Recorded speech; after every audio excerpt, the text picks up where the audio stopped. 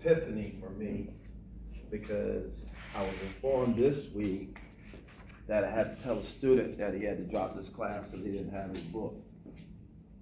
I mean, he didn't have the access key, so. And I hated it, but it's not in my control because his financial aid was suspended or delayed or whatever another month, and he already didn't have the access key. So I haven't heard back from him yet, but I had to tell him actually yesterday that he had to withdraw from this class. So that's just the reality sometimes. You know what we gotta deal with. So, with that being said,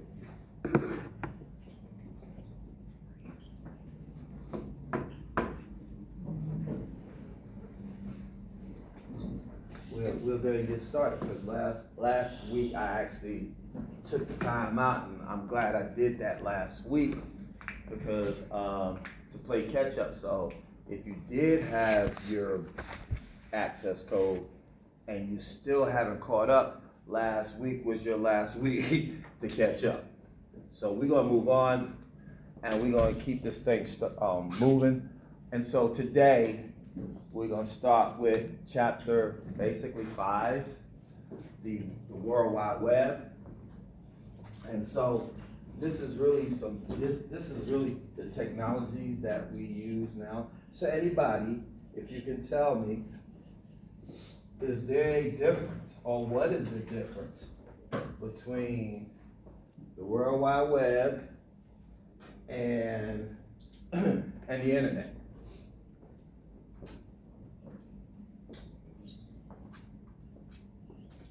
Talk to me.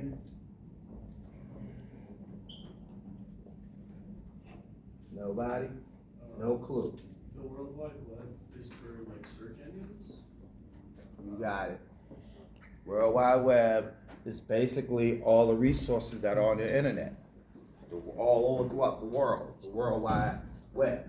And then what's the internet? So you see it, people confuse the two all the time. That's why, you know, if you don't know, you don't know. Or if you got it mixed up with something else, it is what it is. But there is a stark difference between the two. One is where all your resources are.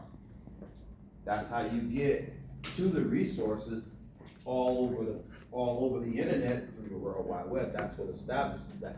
But the internet itself is the infrastructure. That's all of the satellites, the cables, hardware, you name it, that's comprised of the internet, okay? You can't have the World Wide Web without the internet. You can't have the internet without the World Wide Web. I mean, you can, but what's the point of having something that you can't get no resources from it? Because nowadays, and even in the beginning, the whole point of the internet, the World Wide Web was, and more importantly, the World Wide Web was to share information with other people. That was the whole premise. If you don't know this, the internet, the World Wide Web got pretty much started by sending one simple character text. The mission was to get this one text. Nobody even knows what the character was. But the bottom line is, or I don't know what the character was, but they sent one character text to another institution. And as you know, part of the internet and the World Wide Web, well, really the internet was a military project with the government. And they tried to establish sending messages or a message to people in a geographically different area or region. That's how it really got started. But it was a military effort. Anybody knows the name of the agency that started this whole business?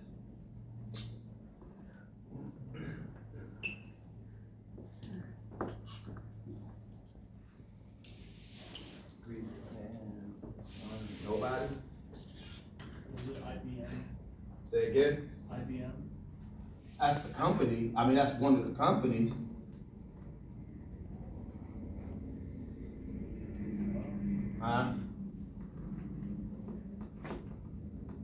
So yeah, IBM was one of those companies that was already pretty much in the game, if you will, but the agency that started all that to include IBM was ARPANET. And if you look that up, that's basically a research, it started as a research facility along with, like I said, government agencies to form what we know now to be the internet and the World Wide Web. So, with that being said, the World Wide Web consists of, let me find my pointer, consists of a bunch of resources. Do you know on the internet, on the World Wide Web, see, we say that when we talk, we interchange those two terms and they're not the same, okay? So, when you start talking about the World Wide Web, you start talking about all these resources that are out there. So let's say I want to, like nowadays, shop. There's Amazon, there's Home Depot. Those are resources, but they got to have a presence on the World Wide Web for you to use the internet to get to that resource. And how they do that is they create these things called web pages. And these web pages are written in code called HTML. Okay, anybody ever heard of that? Okay, so HTML, there's another term. What is HTML?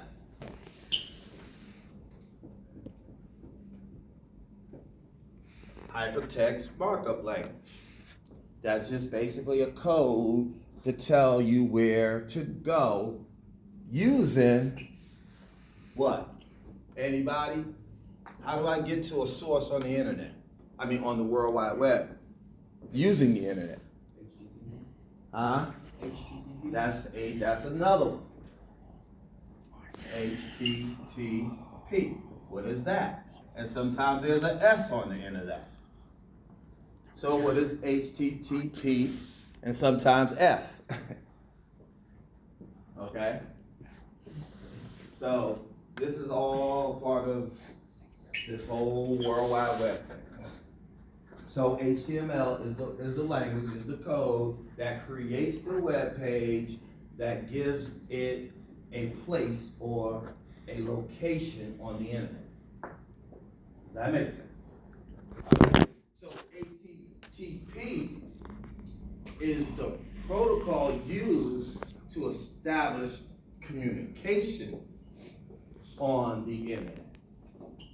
So because and that makes sense, because if you got the World Wide Web and you got all these resources on the internet using the internet, you got www, which is the World Wide Web. They have all these resources located out there on the World Wide Web. It's only right to have, I call it a traffic cop, or have some kind of way of establishing connectivity and transportation. So you got all this traffic. Let's call it traffic. Let's say you want to go to Amazon. You know how many people a day go to Amazon to buy something? So you imagine these number of users, and we don't have nobody to control congestion on the internet, traffic on the internet. So guess what HTTP is responsible for? Getting that message, or that, yeah, I'm just call it a message, getting that message to where it needs to go. It handles that. That's the protocol. You gotta have it in a certain language. And the reason why I say that is because where I started out is, how do you get to a place on the internet? What are you using? This is what's controlling the transportation and the traffic and all of that. But then there's this thing called, what's that? A URL. What's the URL? Huh? It is. It's definitely an address. So that's the address that you use to go where? the website? Find a resource on a website. You use an address. Now, because it's an address, it can look two different ways. What does a normal address look like in your estimation or your opinion? When you're dealing with the internet, what does an address look like to you? A link? Yeah, but what kind of format is it in? You want like You can answer. HTTP, Go ahead, finish, because I need to hear that. .google.com. Okay, so that tells us where we go, Google, right? And you said address, so that's the address, right? That's the URL, right? So do you also know that computers don't talk in alphabets? So what he just said, www or HTTPS :// all that, the computer really doesn't understand. So how, and that is an address. So how can what's the address that the computer understands? I'm going somewhere, stay with me. What is the language a computer understands? Binary. So zeros and ones pretty much, right? So binary, right? So you'll see, we called it HTTP, I'm gonna put it out here. HTTPS, and we're gonna talk about this S in a minute. You said : // then you said www.google, right? .com, right? Right? So that is what we as humans understand the address to be. There's also another address that the computer understands that looks like this.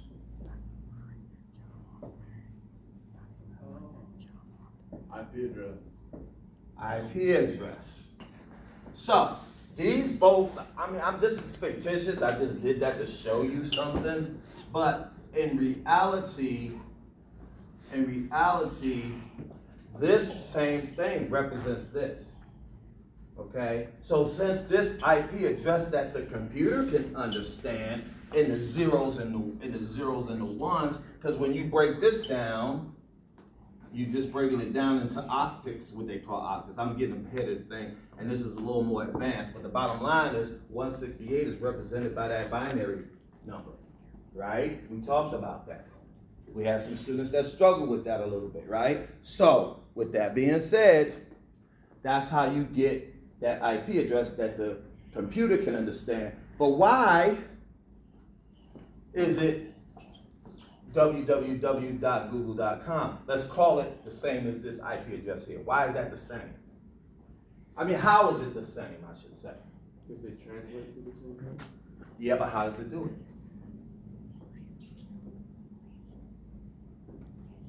I'm gonna throw another term up here. But you're right, it does translate that. You ever heard of anybody? Domain name server. Okay, so there is a domain name server that serves the purpose of converting or translating or whatever you want to call it, these numbers, these IP addresses, to an actual name. And its job is to keep account of all these IP addresses, so when you type in this name, then it knows that it's this IP address. It keeps it in its directory, and then when you type in you typing that in the computer, but the computer is reading it as 16803 blah blah blah blah blah. Okay, so that's just how this whole thing pretty much works. And well, what I wanted to say about the URL is a bunch of these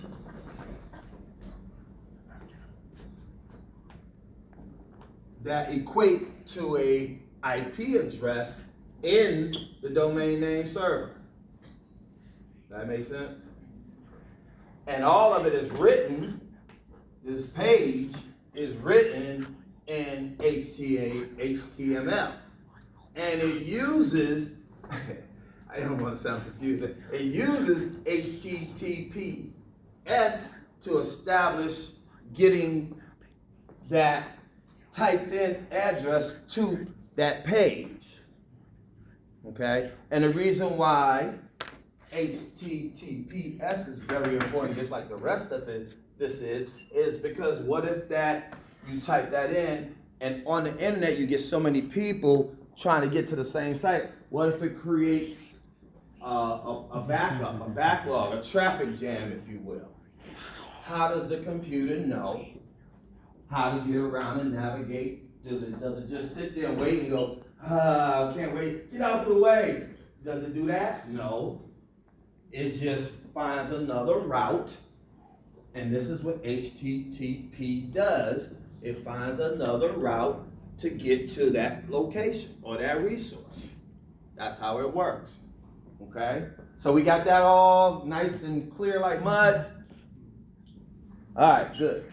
All right, so then, as a result of where it started and where it's ending, basically, because that domain name server is very important. That's one server by itself that you have to have if you want to translate your IP, your HTML, I mean not your HTML, your www into a IP address. Okay? All right? As soon as I find my clicker, hold on. Here we go. All right. So, any questions so far? All right.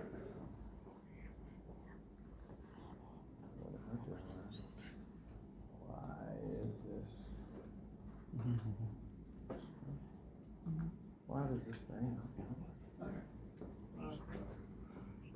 All right, so that's the World Wide Web. That's kind of it in its glory. It looks very simple from from a user standpoint. You just type in www. This is the background information that you don't see and you don't know necessarily.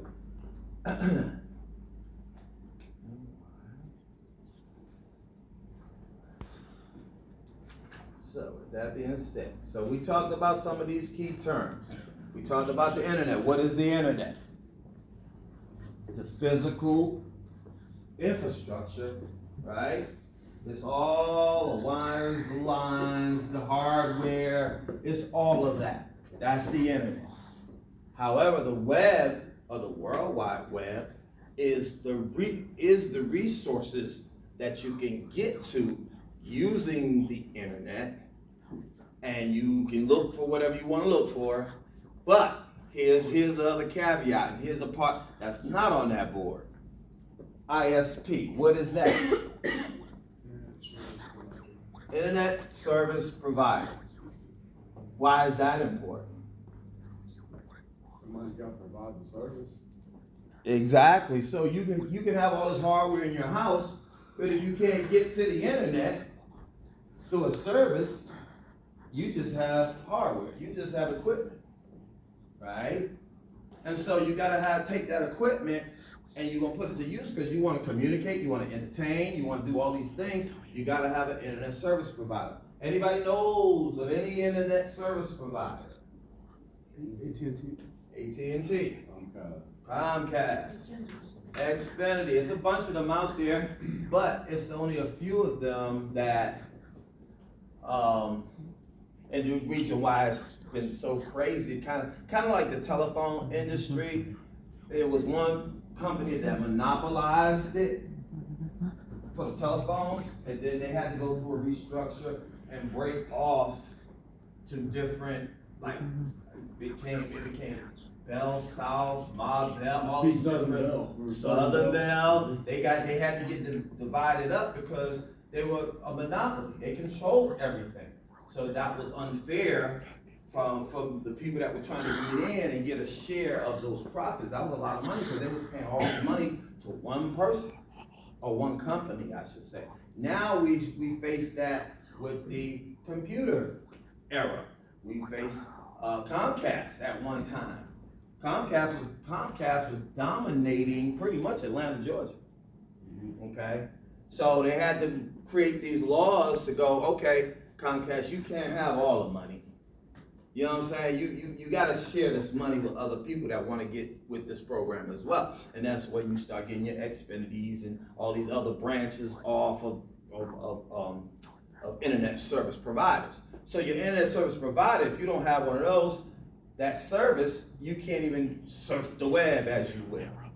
You can't do nothing with it without ISP. IP address, we talked a little bit about that. So what is an actual IP address? The 168.00. whatever, that long number. So I'm gonna take you to this place where when you see www.google.com, what would you remember faster? www.google.com or 168.38.27.41.11? Yeah, because as a human, even right now, I get crazy with numbers. So if I have to remember a number to get to a location for something that I want to look for, to go and get me a pair of Adidas or a pair of Nikes or whatever, or just basically go to Amazon, that would drive me insane. So thank God for a DNS server, or a DNS, which is what does that stand for? Domain name server, exactly. So with a domain name server, and you do know, I don't know if you know, but you do know, this is considered a domain name, right? Hello? Anybody? And so is the IP address in this numeric form. There's a domain name server, and the domain name server's job is to keep up with all that, like I mentioned earlier, so you don't have to figure out what what 168.03.11.00, what that translates to. You don't have to worry about that. The domain name server does that. HTTP, that's that. How about FTP? What's important about FTP? First of all, what is FTP? File Transfer Protocol. File Transfer Protocol. So that means basically like rules. Yeah, right. Just like HTTPS has rules for navigating on the internet for resource to resource, FTP is a little different because when you get to that location, you may want to have something you want to download, right? Or hell, upload, same context, but File Transfer Protocol allows you to do that, allows you to download a file, allows you to upload a file, okay? So that's important to understand and have. So download and upload. We talked about URLs. We talked about domain name servers. We did not, however, talk about transmission control protocol, internet protocol, TCP/IP. So that, in fact, actually handles the traffic. This one actually handles the transmission.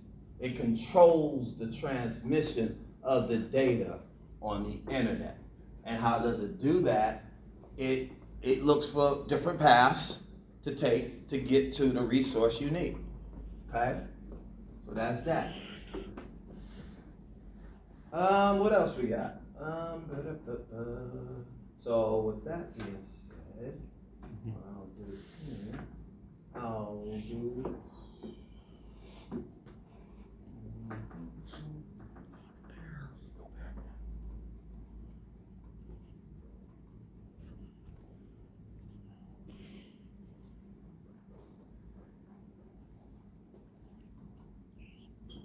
so we watch this real quick video.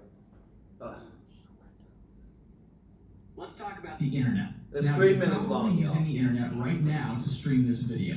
You already know that the internet gives you access to an endless amount of data and information. It lets you send and receive data on a global system of interconnected devices. In this video, we'll describe the internet in terms of networking. As its name implies, the internet is an internetwork or a connection between networks. The internet is a collection of many different networks owned by many different entities that all share information and communicate together. The internet connects devices all around the world. There are parts of the internet that are managed by large corporations and other parts that are managed by individuals, but no one entity controls the entire internet. We may have a city here and a city here and a city here, and they all share a common way of connecting so that they can route signals between each other. At each spot, we'll have one or more ISPs, or internet service providers. ISPs don't manage the entire internet. Instead, they manage an access point to the internet. If you think of the internet as a... He said access point. So, an access point is pretty much any place where you can access the internet. I say it this way. Maybe you can understand this a little bit better if you. So let me use a cell tower, for example. Right? Got these cell towers, and on these cell towers, I don't know if you know, radios hang off of the cell tower. Right? So these radios that hang all off of the cell tower establish the communication. But now this is wireless we're talking about right now, but I still want to give you the idea and the understanding of an access point. So we call each one of these cell tower 1, 2, 3. We call those access points. We call them wired access points. Even though they are wireless, they are still called wired access points because they have to power these radios. So at the end of the day, they got underground structure that establish all the electronics, the power and all that to power up the radio so they can communicate. And so when they communicate, this is considered an access point. And it could be a wireless access point, but I'm trying to give it to you from how I can explain a little bit better because I used to work in this industry. So you got all the power here and the signals going from here to here. And they call that pinging or hopping or whatever you want to call it because it transfers information, data from one point to another point to another point, and it keeps going on as long as you have another point to get to. So you ever got a failed signal, you went below this line of communication because this is also called, in wireless, it's called a line of sight communication. So these have to travel on a line of sight so they can see each other basically. And if you fall below that, you the car, and you fall below the line of sight, you lose the signal. So your communications fail. You'll get that, you'll see that a lot of times on your phone. You'll lose your service or signal or whatever because of this line of sight and this access point. So this is always where the data can gain access to the network. Does that make sense? Okay, so good. So then that's a good example of that. You do have, and this is really a wired access point, but you also have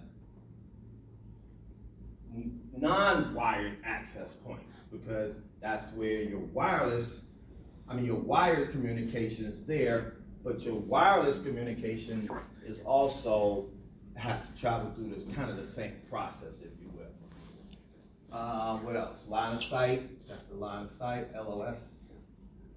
And I think that's pretty much it. So we'll move on with the, hopefully you get a better understanding of it. And it helps you where this guy is at. Did he start all over? Let's talk about the internet. Now, you send and receive data on a global system of interconnected devices. In this video, we'll describe the internet in terms of networking. As its name implies, the internet is an internetwork or a connection between networks. The internet is a collection of many different networks owned by many different entities that all share information and communicate together. The internet connects devices all around the world. There are parts of the internet that are managed by large corporations and other parts that are managed by individuals, but no one entity controls the entire internet.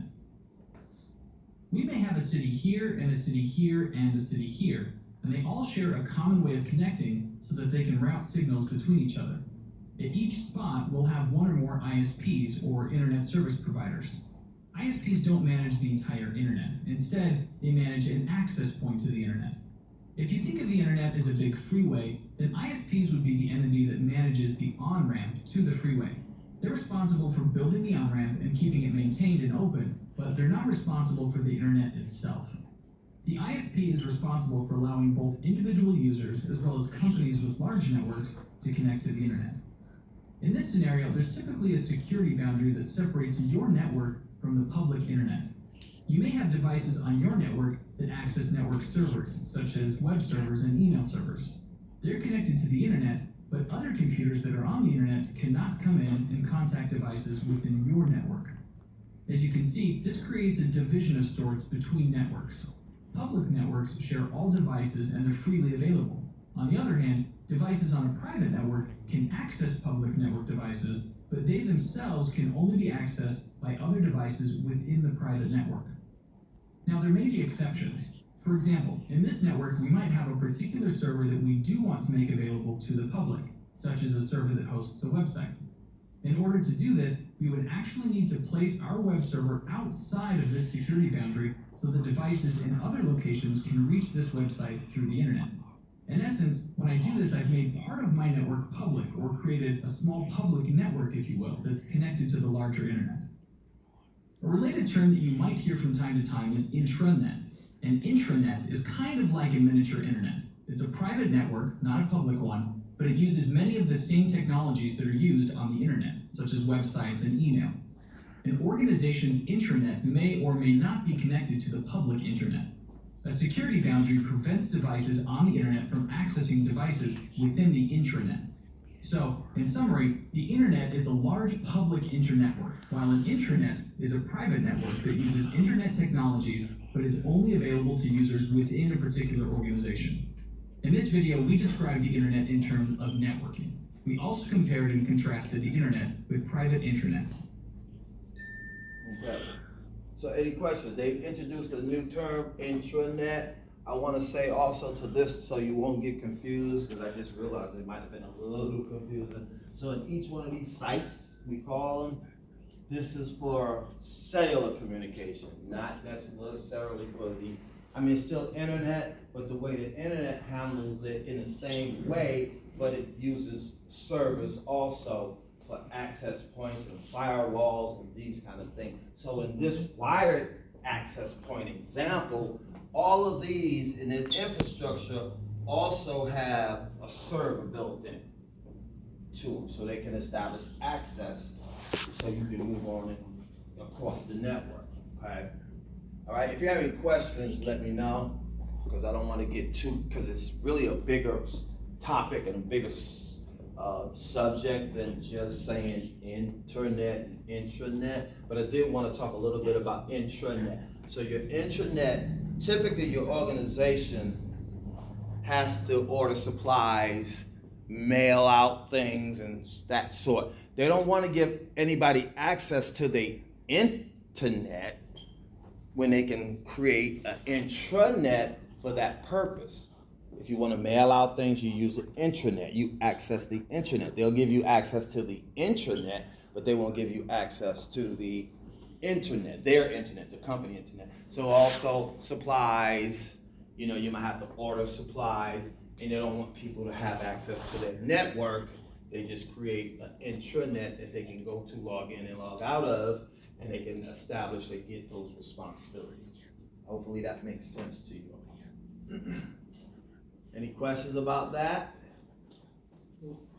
All right. Where are we at? All right, so voice over IP. Anybody know? Why do we do that? Why do we need that? Why do we use that? How did it even come about? how did we used to communicate before the internet, making a phone call? Landline. And so when the internet came, it introduced another way to make a phone call. That's very same phone call over what they call broadband. And broadband is basically the tool that they use to manage that voice over IP. That's exactly what it is, voice over IP address. So it's not an analog. It's an IP address, and the computer handles that and manages that, and it's not analog. So it's digital, actually, is what it boils down to. But I have a definition here. It says Voice over Internet Protocol, or VoIP, is a technology that allows you to make voice calls using a broadband internet connection instead of a regular or analog phone line. Okay? All right? Any questions about that? So then what's Wi-Fi? Voice over IP is using your voice to communicate using broadband. So then now what's Wi-Fi? Wireless internet, digital wireless internet. Okay. Wi-Fi. Yeah. How do we see that in everyday application? In an everyday application, how do we say, let me get your Wi-Fi? You hear people all that say, they come to you, let me get your Wi-Fi code. But do we know what they're really talking about?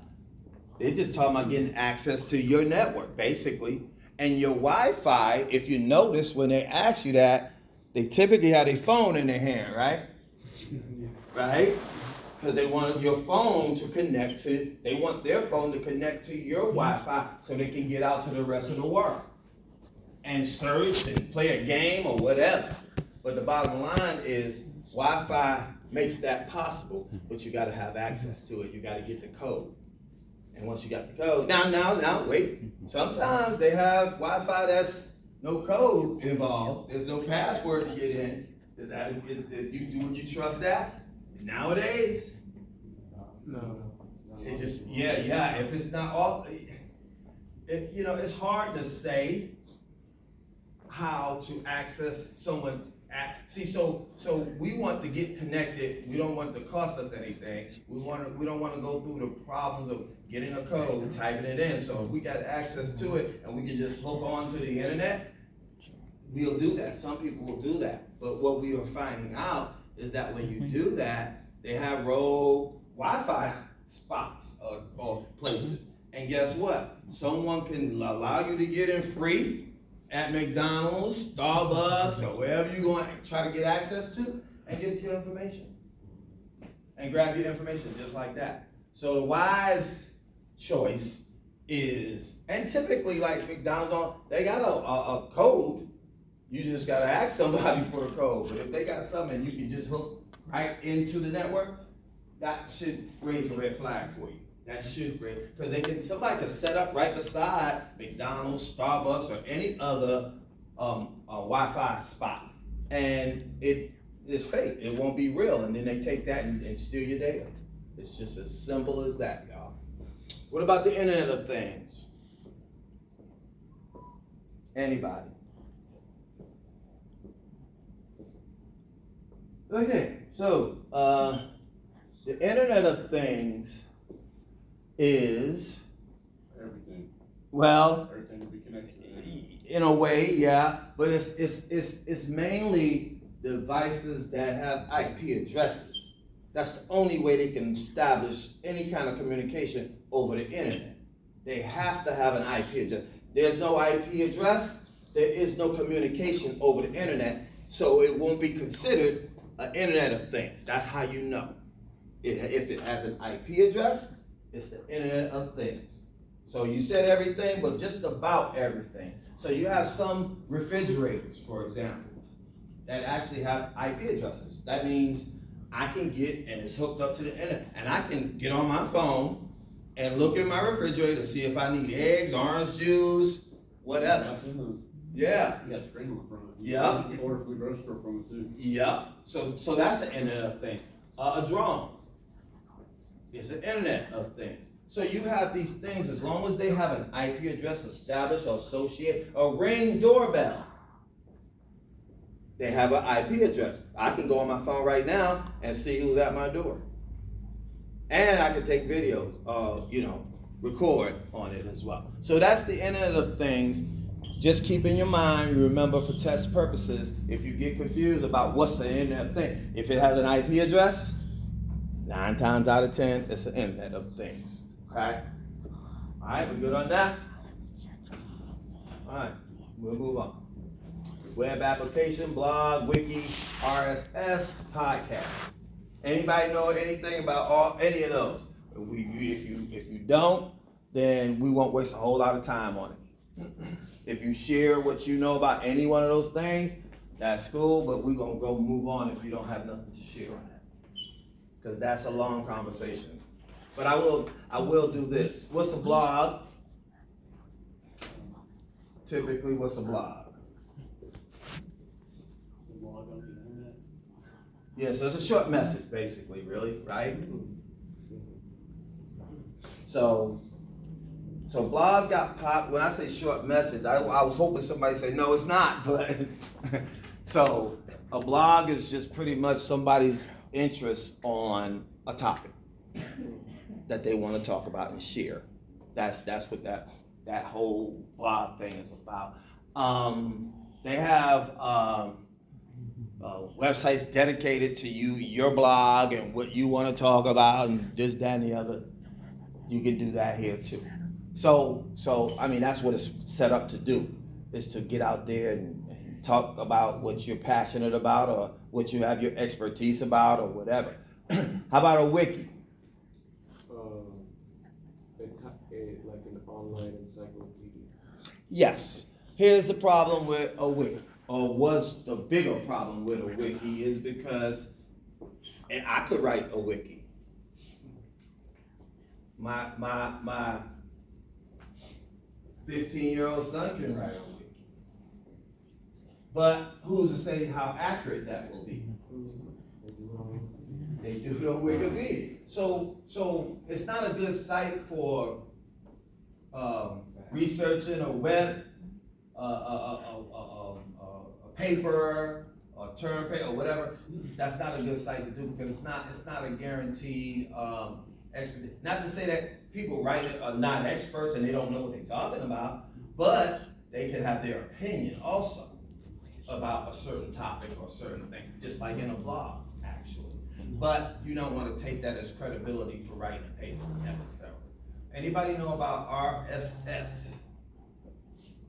Actually, there was a class activity for you to create a RSS feed. So what does RSS feed do? Anybody? Let me do this.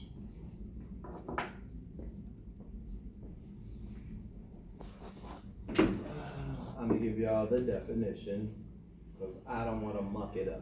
You can't do this. All right. All right. Here it is.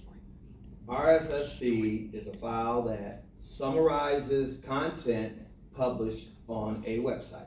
Enough said. Okay. If you get an RSS feed, all you're getting is something that was published on a website. You're just getting that feed on a regular. If you set up a RSS feed, it'll give you a constant update for that thing that you subscribe to, basically. That's how it boils down. But I would challenge you when you go home or on your own time, set up a RSS feed for one of your websites you like, and you'll see it come to you. It'll start coming to you. The updates will be coming to you and give you updates on whatever that site you wanted to get. It'll summarize it for you and send it to you. But that's a good way to keep up with your thing if you want to. You could do it another way, I don't know, but that's just kind of the key term. You got to know that for a test. So please understand that it's an update for a content published on a website. Okay. What about podcasts? Is a podcast same as a blog? No. What's the difference? The medium. The medium. Okay. Yeah. Very good. And podcasts tend to be, in my opinion, a little more richer because of the medium. so you get to see more necessarily, you know? But either way, these are the terms you want to familiarize yourself with and understand in the event of a exam, okay? So just try to familiarize yourself as best you can. We talked about the internet already. We talked about ISP. What else? Yep.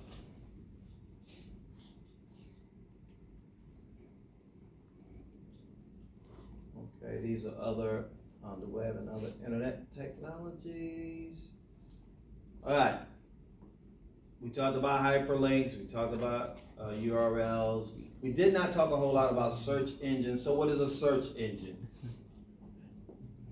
For you, in your terms, you don't have to try to cite me the definition. You see, I looked up the definition and read it. I don't want your memory of a term. I just want to see what it means to you. How do you use it? Like Google search engine, like Google. Website or app, Yeah. search everything. Yeah. Yeah. Yahoo. So search engine. So the whole point of having a search engine, what is a search engine doing? Searching, right? And it's searching, using that engine to find resources on the internet. That's why the term hyperlink and HTML and all that, because these are just, especially HTML is really just a page that somebody created, and the more dynamic the page is, in other words, the more moving parts the HTML has, the code in it, the more likely users will navigate to that page because it's easier to visualize, it's easy to navigate, it's easy to find things. I was on a page the other day, and for the life of me, it's like these companies are hiding the contact us button. I mean, you really got to search hard to contact someone at a website or something that you're interested in. They got it hidden somewhere all way down in the right margin, and you can hardly see it and things like that. That makes me wonder. But at the same time, if you use that, I mean, you make it obvious, a lot of big, then so many people will inundate your company with phone calls. Then you can't get hardly any real work done, because then now you're gonna have to have a customer service department that's gonna have to handle those calls, and you're gonna have to man that with some people that have the knowledge of your product, or at least your website, because they're gonna be calling, and the people that are calling are expecting you to know the answer. Because if you don't know the answer and someone calls your company, guess what? You're not looking good as a company if you can't address the user need, because guess who supports you? Guess who buys your product? Customers. You know? So there's web apps, you got webmail, productivity software, video games, and social media. All this thing started, I don't know, it didn't start with, but it got most popular, I would say, with Facebook, okay? And Facebook was the social media platform, if you will, that kind of started the whole, how many friends you got. People tell me they got 1,000 friends. I said, you got 1,000 friends, really? So that means that before that time, that means that if you got 1,000 friends, not followers, 1,000 friends at that time, Facebook time, that meant that you had some kind of influence or pushed out some kind of influence. That's kind of how it started, And I don't know if y'all ever saw it, but go back and you watch the movie. I think it's called Social Media. Is it? Anybody know? Social Network. Yeah, thank you. So you go back and look at that, and it'll tell you how that got real crazy. And now, look at what we got now. We got everything now based upon how that kind of came about. And what you're doing is sharing your information. So that opens up another problem for me. Anybody here is into cybersecurity? Cybersecurity, okay.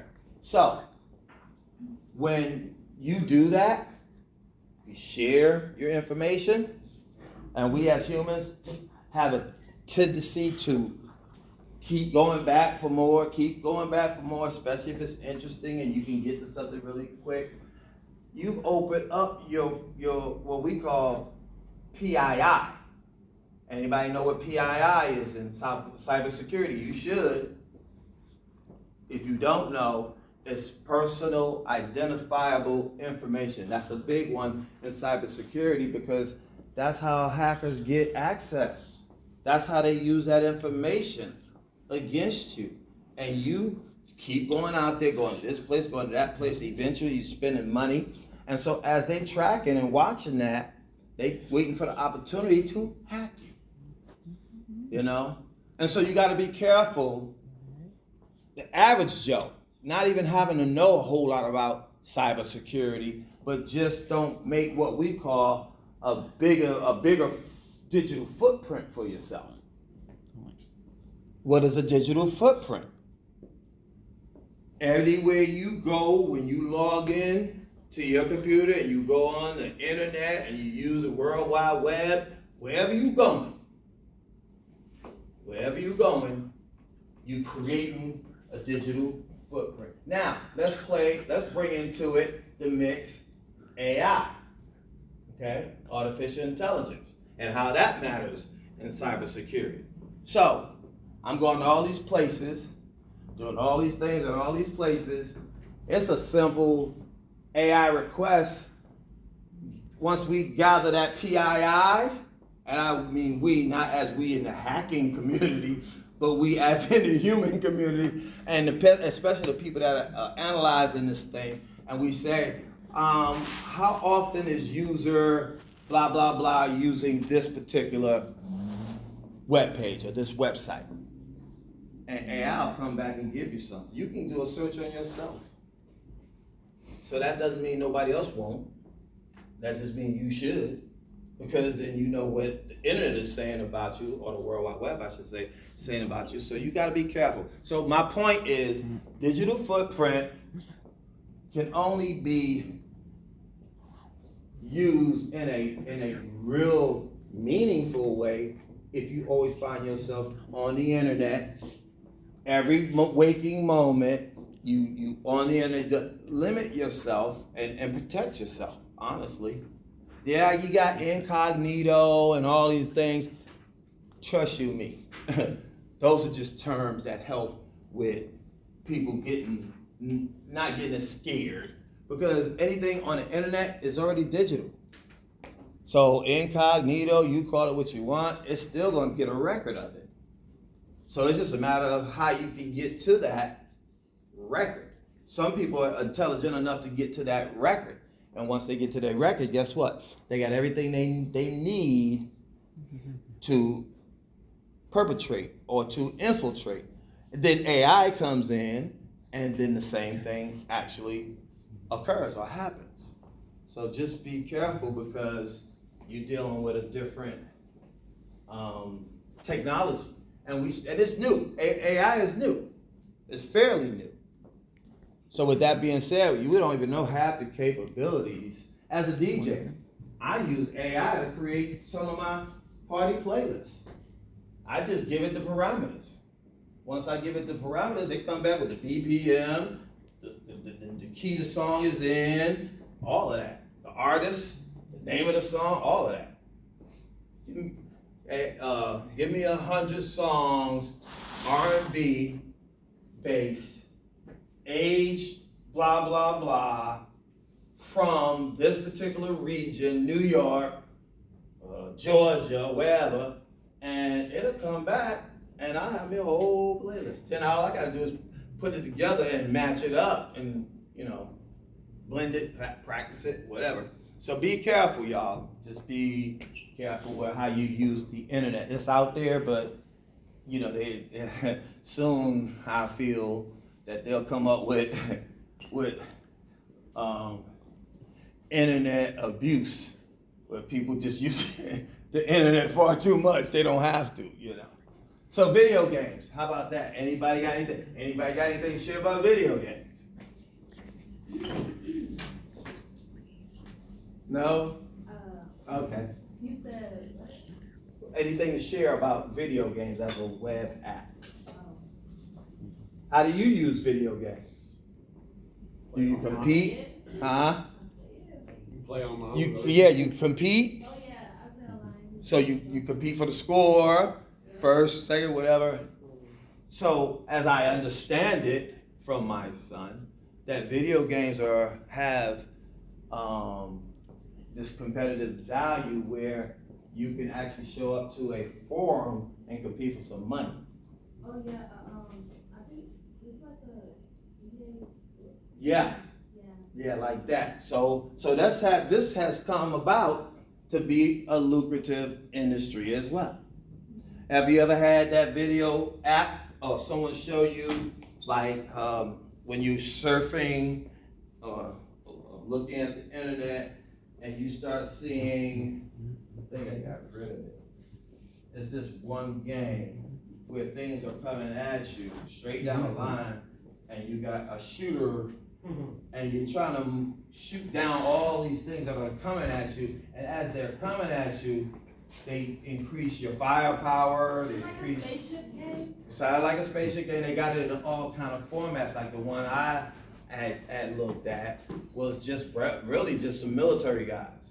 Mhm. And then they started shooting these military things, and then if you shoot it enough, then you get more weapons, then you get more powerful weapons, and on and on. So again, with video games, I mean, it's gotten to where we used to play video games on a console. That's how it really first got started. Your Ataris and your ColecoVisions and all of these kind of things were back in the day hot items. Now, since everybody has one of these that they walk around with, and I don't know if it's about you, but if I'm standing online and I'm like, oh goodness gracious, I just pull out my phone and play a game. Because it helps. So it helps, but at the same time, it does some other things too. But for the most part, technology is supposed to help you. It's supposed to make things easier and better for you. An app is supposed to do all of that. But sometimes when we abuse certain things, and I'm not speaking positive or negative, when we abuse certain things, we get the bad side of things that happen. And that's where the human being comes in play, trying to be greedy for money. And money is always at the bottom of it. For some reason, you always get money involved. All right? So this is a simple way to look at it. World Wide Web is content. If you take a picture of that, you should not have a problem with any question on a test or an exam. The World Wide Web is the content. Internet is the infrastructure. It's just as simple as that, y'all. You can't get no simpler than that. All right? So with that being said, we're going to move on to the next thing. Wi-Fi. What is that a picture of? A router. So when you got this, so Wi-Fi, what does that really mean? What does the router, because a router is a term for a device that handles communication. Am I right? So when I say a Wi-Fi router, what am I really saying? Because I'm saying this is a device that handles communication, but also if it's a Wi-Fi router, what does that put in the mix? What does Wi-Fi mean? Wireless internet. Wireless. So if I have a picture, if I have this thing that's in this picture, that means I have the ability to communicate wireless. But that does not mean only. Right? Right? Why? What are these slots here? Like Ethernet. Ethernet. So Ethernet is what? a wired communication. So this is twofold. If you have a Wi-Fi router, you also have wired connectivity. You can take this and plug it into your device, any device, as long as it has that, what kind of port, what kind of cable is that? Internet? Ethernet.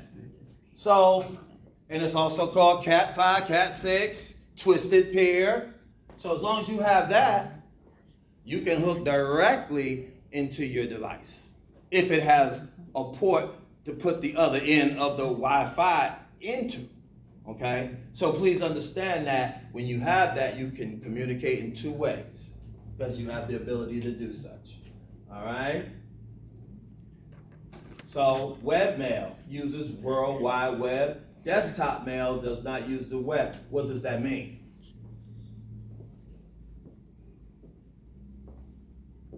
I want Sending mail from desktop to desktop. So desktop does not use the web. Desktop mail. Like send it from here to somebody in school. Desktop mail doesn't use the one. You gotta be connected to their computer though. Yeah, I'm trying to think of how to put this. Let me start with webmail. Let me start with, go ahead. I'll let Is it you. like peers here? Is that what it is? Yeah, peer-to-peer, yeah, Kinda like LAN. It uses apps. huh? Apps. Apps. So, yeah, I mean, this is just such a, let's put it this way. I'm gonna make it real simple. How can you get to, for those that have a job and work, how do you get to that mail? How do you get your mail on the job? How do you get to that? Outlook, okay. Anybody else? How do you get to your email, your personal email, not your job email? Gmail. Gmail, Hotmail, whatever, right? So, how I look at it, Gmail, Hotmail. Because you can get to that from anywhere. You could be in Africa. You could be in China. You could be wherever. You can get to that. So that's what the definition of that is. This desktop is going to be the definition of you logging in at your desktop to your job email. Does that make sense? So that's the difference. If you can understand that, it says not use the web, but the reality of it all is on your job, typically, we call that more localization. So anytime you log into your job email, you can get email from anywhere, but you mainly are dealing with people at your job because that's the only way you can get to that email. That email, not your email, not your personal email. You gotta be at your job to get to that email, okay? I hope that helps you. If you find it difficult to understand that, just let me know. But that's how I look at it. Webmail uses World Wide Web. I can get to that from anywhere. Okay? My job email, I can't get to that from anywhere. I gotta be logged into my job. All right? All right. Next, we already talked about VoIP. We already talked about Internet of Things, private networks. Anybody? So private network basically is your intranet. You got to get to that from within a network. So you have to be logged into a network to get to an intranet. I hope that makes sense. Because it's a network within a network. Okay? We talked about World Wide Web. We talked about the Internet of Things. We talked about intranets. Right? And this is the practice that I was telling you about. We had this as a in-class practice to do that. Subscribe to a RSS. You don't have to do it now. You can do it on your time if you want to. This is optional. But so you understand, if you don't understand more about RSS from my explanation, you can try to subscribe to one and see how you'll start getting the updates. and the RSS feeds, okay? Any more questions? Any other questions? No?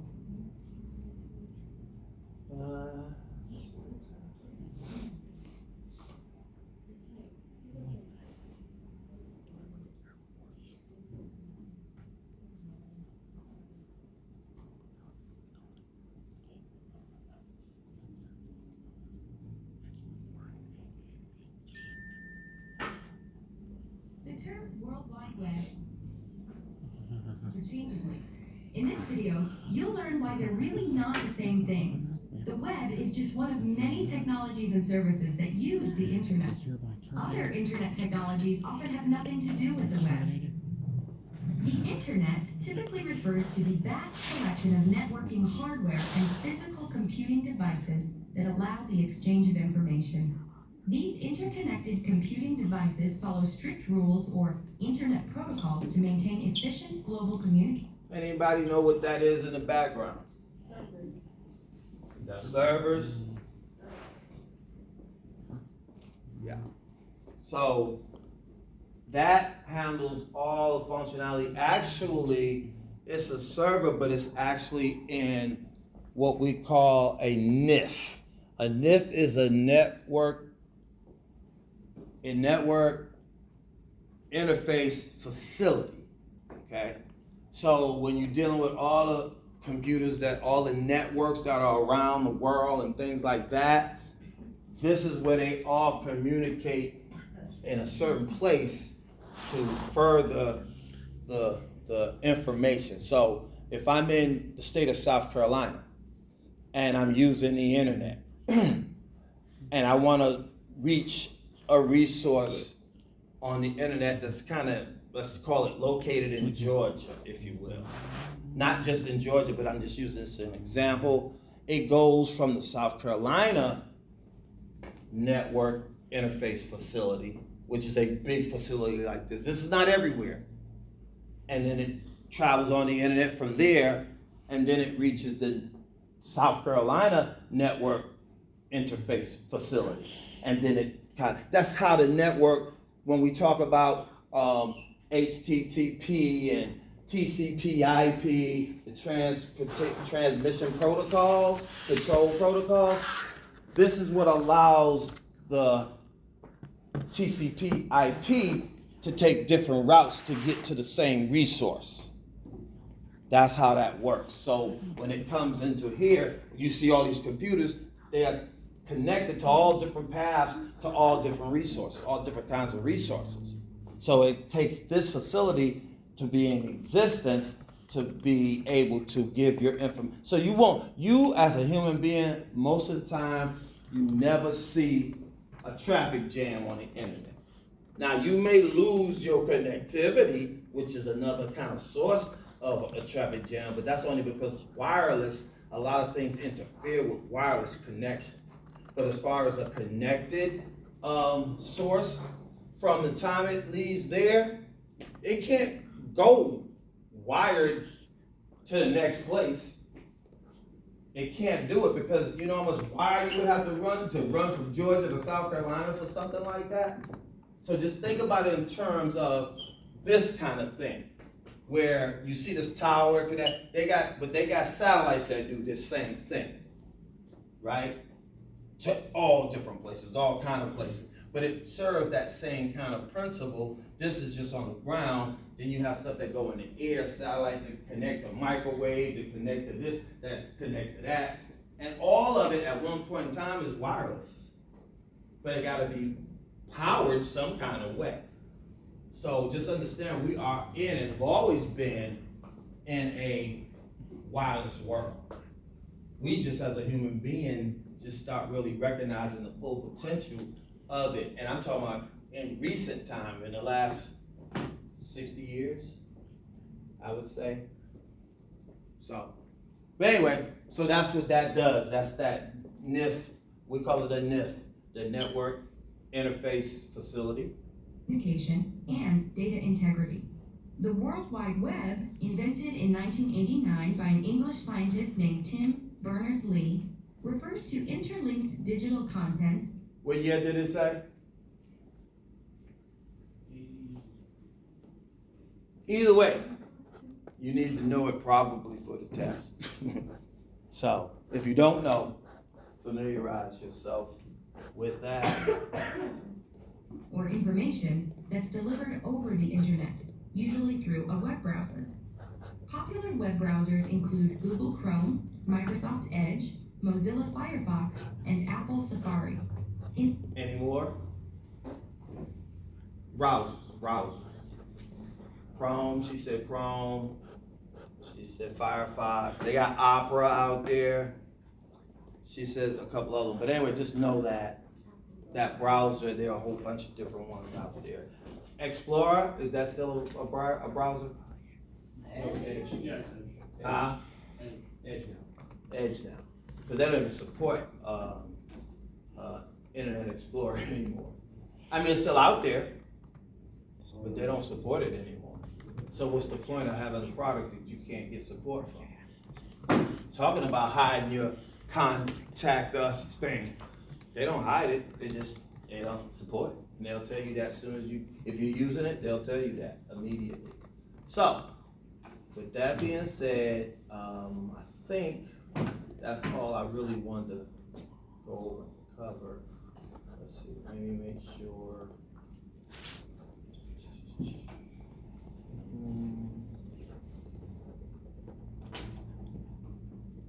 Oh, one last thing, I'm sorry. Internet of Things, and then we're done. Just that little video.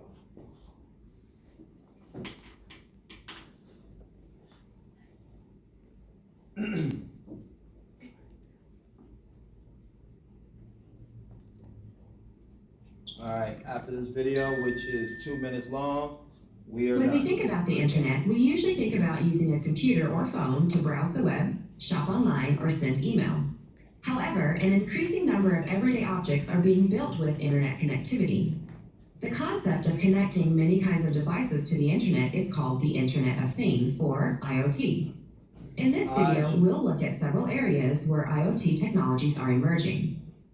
You may have heard the term smart home, which refers to a home with devices that can be controlled remotely over the internet with a phone or computer. Many smart homes have internet-enabled security systems. Indoor and outdoor security cameras record live video footage that the resident can view from their phone or tablet, and alarms inform the police in the event of a break-in. Thermostats can learn the resident's daily routines and adjust the temperature of the home accordingly. Even home appliances like refrigerators and coffee makers can be controlled over the internet by phone. Another area that is seeing an increase in smart technology is the automotive industry. Owners of internet-enabled cars can use their phones to lock and unlock their doors, monitor their gas usage, and check their engine status. Online navigation software can be used instead of GPS, and music apps can replace the need for traditional radio.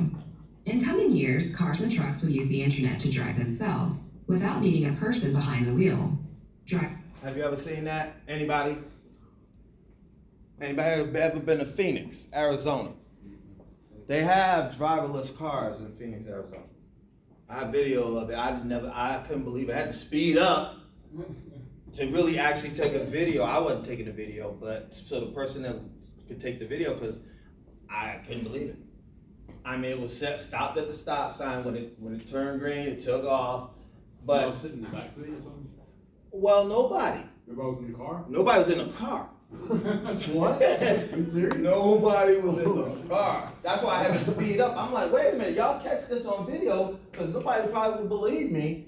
And caught up, and I got video of it. It be on TikTok too. Huh? They be posting it too on, oh my god. Advertise. TikTok, yeah. So guess what? Here's the funny part about that. Now that they said that, and we'll be done after we talk. They now have long distance trucks driving driverlessly. What does that mean for us? We're going to lose jobs. It's scary to me. The robots are gonna take over. Yeah, robots. Hey, look at iRobot. If you don't know, Check out iRobot. Terminator. That's good. Terminator. So, so it's getting kind of scary because I feel that a long distance truck weighs a lot of pounds. If something goes wrong communication wise, what's communicating with that vehicle to steer it and drive it and direct it, you're gonna have some real catastrophe. And not that I'm afraid like that of it, but things can go wrong. Things can absolutely get crazy. But what shocked me was no one was in the car, which probably was a good thing for the point. So as you start doing this, start thinking about anybody in here old enough to remember the Jetsons cartoon. All right, so they had this little hover thing that George used to get in and go to work. I see, in my opinion, instead of all this stuff on the highway, all these cars, we're gonna have our personal hover vehicle, basically. So we get in and we go everywhere we want. There's more free space than there is on the road and the lanes and things like that. So, whenever somebody hit pay dirt on that and start actually creating and developing these crafts, the only concern I would mostly see is like this thing that just happened when the Apache helicopter hit an airliner, and everybody in both vehicles were killed. So, but on a personal level, if you're flying around or hovering around on that, I'm assuming the worst could happen, and not no disrespect to human life, but the worst case scenario, 1, 2 people die. Unless you're flying on E. So unless you're flying on E. Yeah. Yeah, exactly. Yeah, and then you impact a lot of other people. So but I mean, it's nowhere around it, y'all. It's here. So you might as well embrace yourself whenever it comes. Just be as cautious as you can. But this is a reality of it for us, and that's the Internet of Things. That's really anything that has an IP address to control it or maneuver it is an Internet of Things. To include an unmanned vehicle. There's gonna be some problems with that. Let's go. Yeah, there's some problems already with the. You can't substitute a human in the car. Like if something messes up, that's it. It's gonna crash into something, crash into a building. Yep. That's why the unmanned armed drones are causing some problems, because they militarized. So they go in there and shoot a target, and they miss the target, and hit an unintended target. They'll probably make a law to have somebody in there while it's running like that in case something happens, then they can take over. Or pull emergency switch, something. So, but that's all I have. That's where we end it today. Just let me know, as always, if you ever having any problems or you need some help with understanding something. Because again, this class, I would appreciate y'all sharing more, because everybody's surrounded by this. Everybody got a story in this classroom to tell, whether you want to tell it or not. I'm just saying, start thinking about how concepts in this class relate to you, and things that you share help us understand the concept. Okay? So with that, I'll let you guys go. Have